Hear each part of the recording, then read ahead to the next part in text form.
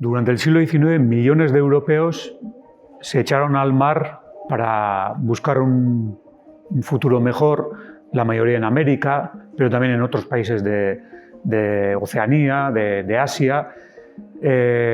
Miles de ellos lo hicieron del País Vasco, lo hicieron de Pasaia, de Baiona. Evidentemente, en aquella época que no se había desarrollado la aeronáutica ni los transportes terrestres tal como hoy en día se han desarrollado, estos viajes se solían realizar por mar. Hasta mediados del siglo XIX predominarán los veleros, los barcos de vela, y a partir de la segunda mitad del siglo XIX, con el desarrollo del vapor, ya los barcos serán ya barcos mayores, con cascos de hierro y propulsados con máquinas de vapor. Las condiciones realmente no eran muy saludables y no eran unas condiciones muy cómodas en las que se encontraban estos inmigrantes en esos barcos, pero también tenemos que darnos cuenta que en aquella época era la tecnología punta, eran los mejores medios de transporte que existían a nivel mundial.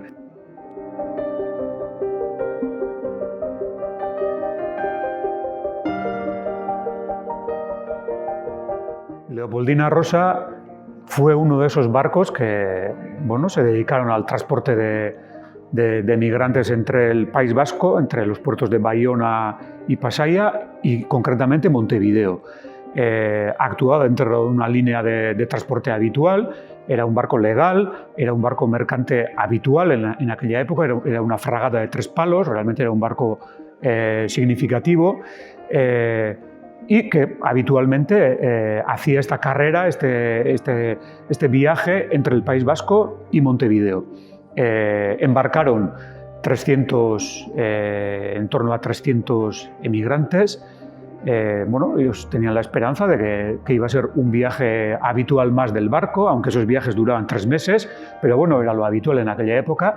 Embarcaron con todas las seguridades y con todo lo que era habitual en el transporte marítimo de aquella época. Tuvieron la mala fortuna que nada más arribar a Montevideo, justo ya en las cercanías de su destino, el barco fue sorprendido por un temporal, acabó naufragándose y perecieron parte importante de los 300 emigrantes vascos que llevaba a bordo. Hoy en día también vemos que miles de migrantes se echan a la mar, pero en las mismas condiciones. ¿Reinan realmente las mismas condiciones que en el siglo XIX?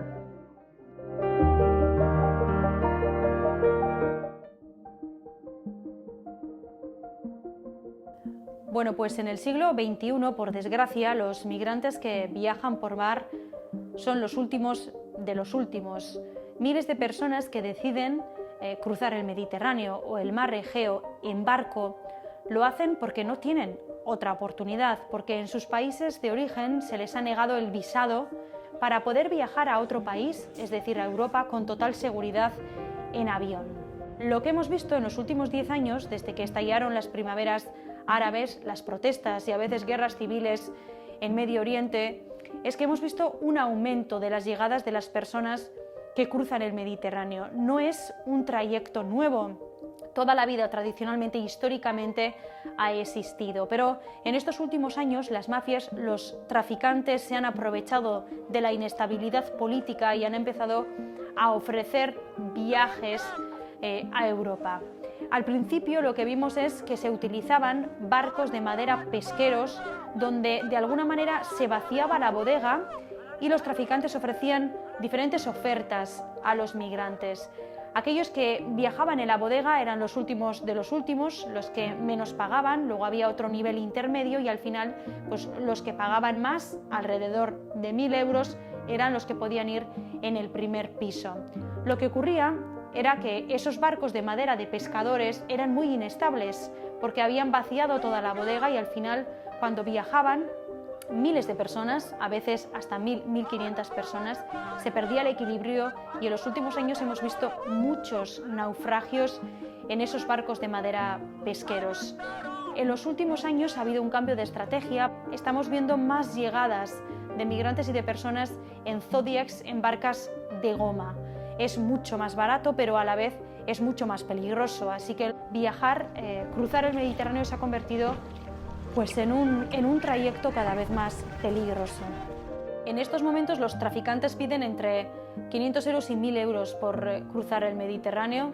Las condiciones son pésimas, la única oportunidad que tienen es entrar en la embarcación que les toca y esperar llegar sanos y salvos a Europa.